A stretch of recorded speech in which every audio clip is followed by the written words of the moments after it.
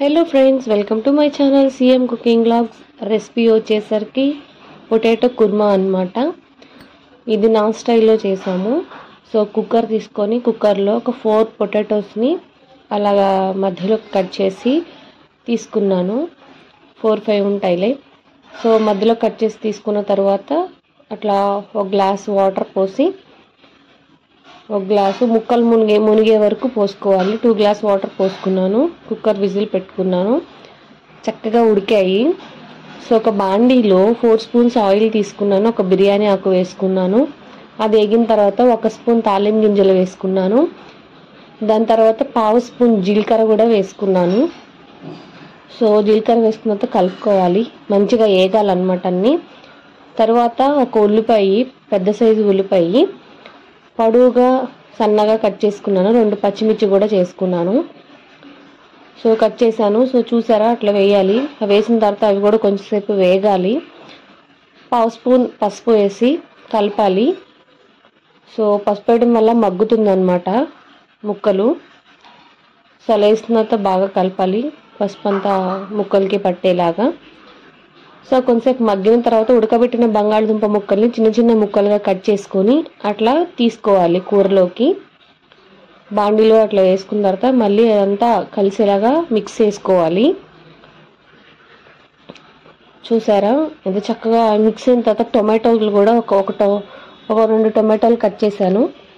అవి కూడా తీసుకున్నాను. క్రిస్టల్ సాల్ట్ వేసాను. అంటే కల్లుప్పు. క్రిస్టల్ సాల్ట్ వచ్చేసరికి టేస్ట్ అనేది బాగుంటుంది సాల్ట్ కన్నా. కల్లుప్పు టేస్టే చాలా బాగుంటుంది. ఇంకా అదంతా మిక్స్ అయ్యేలాగా కలుపుకోవాలి.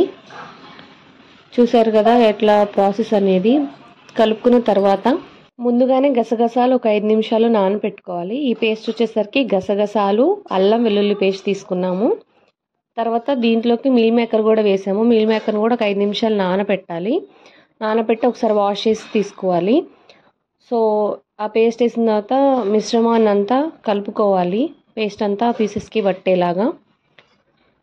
సో చూడండి, ఇదంతా గసగసాలు, అల్లం వెల్లుల్లి పేస్ట్ వేసింది. సో బాగా కలిపాము. కలుపుకున్న తర్వాత ఒకసారి వాష్ చేసుకున్న మీల్ మేకర్ని ఇట్లా కూరలోకి తీసుకోవాలి. చూసారా, ఇట్లా పిండి తీసుకోవాలి. ఎందుకంటే నీళ్ళు వస్తాయి అన్నమాట వాటిలో, నాని ఉంటాయి కదా. సో అట్లా పిండి కర్రీలో వేసుకోవాలి. టేస్ట్ అనేది చాలా బాగుంటుంది దీని కాంబినేషను. సో చూడండి, దీంట్లో ఒక 2 స్పూన్స్ కారం వేసుకున్నాను. పచ్చివాసన పోయిన తర్వాత చక్కగా మగ్గనివ్వాలి, కలుపుకోవాలి. చాలా బాగుంది. స్మెల్ అయితే సూపర్ వస్తుంది అసలు. ఇట్లా కలుపుకున్న తర్వాత ఒక 5 నిమిషాలు మగ్గనివ్వాలి. మళ్ళీ మగ్గిన తర్వాత గ్లాసు 1.5 గ్లాస్ వాటర్ తీసుకోవాలి. వాటర్ తీసుకుంటే ఏంటంటే ముక్కకి బాగా స్పైసెస్ అన్నీ పట్టి టేస్ట్ అనేది బాగుంటుంది. సో అట్లా కలుపుకోవాలి. కలుపుకున్న తర్వాత కొంచెం కొత్తిమీర వేసుకోవాలి. కొత్తిమీర వేసుకుంటే స్మెల్, టేస్ట్ అనేది కూడా బాగుంటుంది. సో అట్లా వేసుకున్న తర్వాత ఒకసారి కలుపుకొని ఒక 5 నిమిషాలు మగ్గనివ్వాలి. మగ్గిన తర్వాత పుదీనా ఆకులు కూడా వేసుకోవాలి. ఎందుకంటే పుదీనా అనేది కూడా మంచి హెల్త్కి మంచిది, టేస్ట్ బాగుంటుంది. కర్రీస్ కూడా ఇంకా బాగా టేస్ట్ వస్తాయి. సో దాంట్లోకి 1 స్పూన్ గరం మసాలా వేసుకున్నాము. అలాగే ఇది ఉడుకు పట్టినప్పుడు గరం మసాలాతో పాటు పెరుగు కూడా వేసుకున్నాము. 1/2 కప్పు పెరుగు వేసుకున్నాము, కలుపుకున్నాము. గరం మసాలా వేసిన తర్వాత కొంచెం పచ్చివాసన పోయేంత వరకు ఉడికిచ్చాము. ఇదిగోండి పెరుగు వేసాను. సో పెరుగు వేసుకుంటే ఏంటంటే ఇంకా టేస్ట్ అనేది బాగుంటుందంట మా అత్తమ్మ చెప్పారు. సో అది నేను ట్రై చేశాను.